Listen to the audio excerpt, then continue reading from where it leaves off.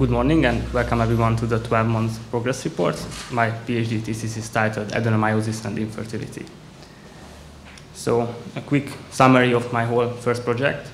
Why did we do this whole investigation? Well, the problem is that adenomyosis patients undergoing frozen embryo transfers have only a 19% success rates regarding live births, which is more than 40% lower than in patients without the condition.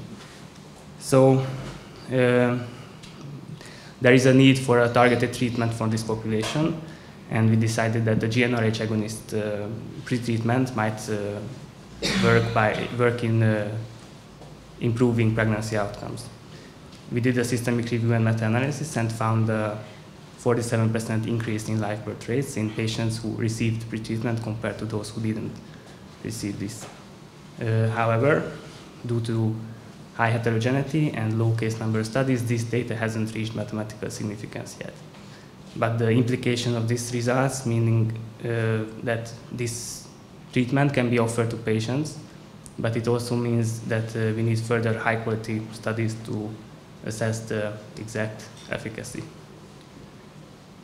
A bit of introduction. My name is Máté Botos. I'm a third-year gynecology resident at Székesfehérvár, and my vision is to have improved pregnancy outcomes for women with adenomyosis.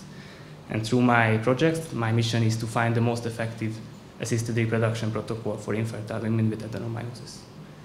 And to achieve these missions, I have two ongoing projects. Let me start with the first. It's titled Investigating the Efficacy and Safety of GnRH agonist pretreatment before frozen embryo transfers in women with adenomyosis. So the exact prevalence of this condition is not very well established, but the reports range between 12 to 58% of reproductive age period. And why is it important? Well, the women with adenomyosis who are undergoing assisted reproduction techniques have a 28% reduction in the likelihood of achieving clinical pregnancy. GnRH agonist pretreatment work by downregulating the ovarian hormone production before IVF or assisted reproduction techniques, which is a kind of a pretreatment of the endometrium to improve the implantation rates and the pregnancy outcomes of this population. My aim is to investigate the safety and efficacy of GnRH agonist pretreatment before frozen embryo transfers in infertile women with adenomyosis. So our clinical question is, does GnRH agonist pretreatment safely and effectively increase live birth rates in infertile women with adenomyosis undergoing frozen embryo transfers? So women with adenomyosis undergoing frozen embryo transfers is the population. The outcomes are the pregnancy outcomes, live birth rates, clinical pregnancy rates, miscarriage rates, and we would like to compare with and without the GnRH agonist pretreatment, these outcomes. And our hypothesis is that endometrial pretreatment can increase live birth rates in women with adenomyosis undergoing frozen embryo transfers. And the clinical implication would be to contribute to assisted reproduction protocols and guidelines for women with adenomyosis. You can see our systemic search that we ran on in November, and with more than 6,000 hits. On this figure, you can see the summarized selection process with the Prisma flowchart. You can see we screened around 3,000 articles by title and abstract, and 72 articles by full text, and in the end we had 10 articles included, and you see the risk of bias assessment here with mostly moderate risk of bias articles included, and the grade assessment. So this is the forest plot for our main outcome, live births. You can see we used odds ratios for this outcome. An odds ratio above 1 means that the odds for live birth is higher in the pretreatment group than in the non-pretreatment group. We divided this plot into two parts because we had separate data for outcomes based on IVF cycle numbers and the patient numbers. On the first part of this project, we have 7 articles included and around 1,400 cycles. And on the second part, we have 5 articles included with around 1,000 patients included. both of these subgroups have mostly retrospective cohort studies. Only one randomized control trials could be included.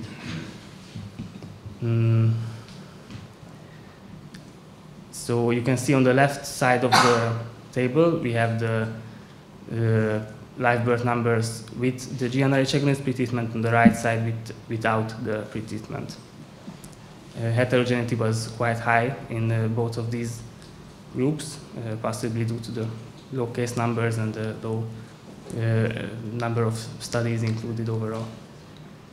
And our main outcome is that here highlighted that patients, so as you remember, the overall live birth rate after frozen embryo transfers in this population was around 20%.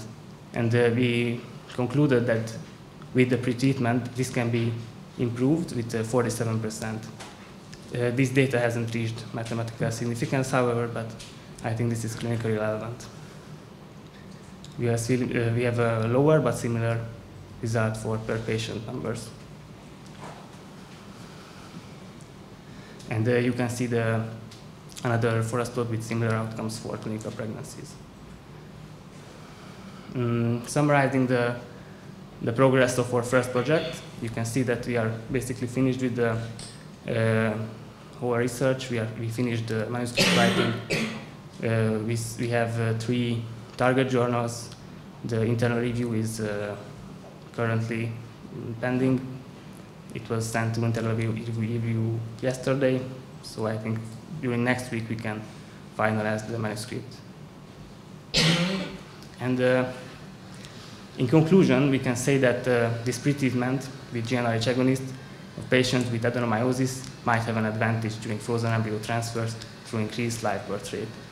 But this decision has to be made in an individual patient level, but it most certainly can be offered to certain patients. But of course, we need further high-quality trials, randomized trials, to assess the efficacy of this treatment. And on to the second project. It's titled Comparing the Efficacy and Safety of Fertility-Sparing Treatment Options for Adenomyosis. So during the first part of the presentation, we discussed the effect of adenomyosis on fertility, but it's a condition which causes other significant issues like dysmenorrhea, abnormal uterine bleeding, or pelvic pain. The infertility part can be treated with assisted reproduction techniques, but the others need different medical or surgical techniques. Our second project focuses on the surgical techniques, which can be either excisional or non-excisional techniques. Excisional like adenomyomectomy, non-excisional like ultrasound radiofrequency or microwave ablation.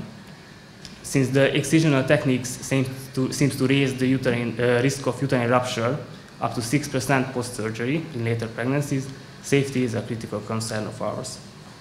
And additionally, the non-excisional techniques offer an alternative for patients who are not eligible for conventional surgeries. My aim is to find the safest, most effective fertility-sparing treatment option for adenomyosis. The clinical question is, which fertility-sparing treatment option is the safest and most effective in reducing symptom severity in women with adenomyosis? The interventions are the ones I listed earlier, and we would like to see how effective this treatment is in reducing the symptom severities, but we also want to investigate safety outcomes and reproductive outcomes as well. Our hypothesis is that minimally invasive techniques are safe and effective treatment options for adenomyosis. The clinical implication would be to provide a clear guide for medical professionals treating women with adenomyosis. Our systemic search was done in December, and we had around 5,000 results. We did the full text selection, the title abstract selection, full text selection. We have around 100 articles left. We started the data extraction with a deadline around the end of next month. In conclusion, we have 2 ongoing projects. We would like to submit the first article during next month and the second article during January 2026. Thank you for your kind attention.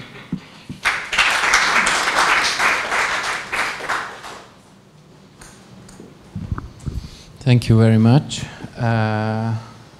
Máté, any question from the audience? Yes? Daniel. Congratulations on your presentation. Thank you. I would have two questions. First one being, is there anyone for whom the GnRH agonist treatment is contraindicated? Well, I'm not aware of any conditions where this is contraindicated. I mean, drug allergies, of course, but in general, I don't think there is any issues with this treatment. And about the excessive bone loss? Sorry?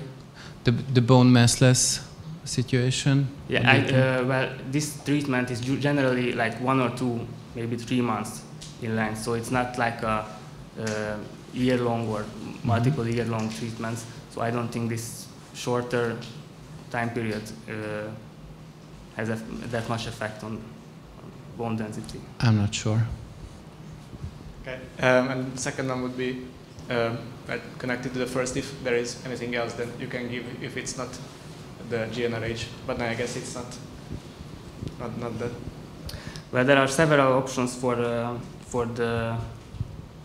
endometrial pretreatment. For example, aromatase inhibitors are another type of class of drugs that can be used for pretreatment, but generally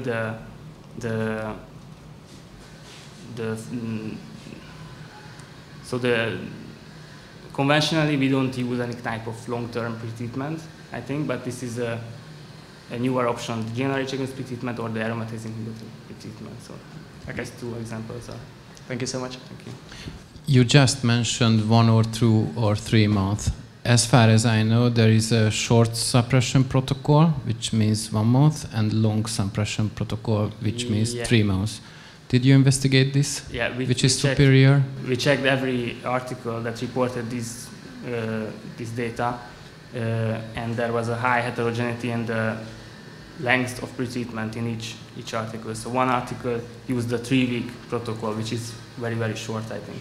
Another article reported uses of pretreatment for 3 to 6 months. 6 months is considerably longer than the 3 weeks, I think. So based on this, we couldn't really compare the effect of pretreatment length on pregnancy outcomes, but there are articles that mention that in small case number studies that shorter pretreatment doesn't have that much effect on pregnancy outcomes. Then I think at least 2 months is the most the baseline length of treatment that can have improvement, show improvement in the population.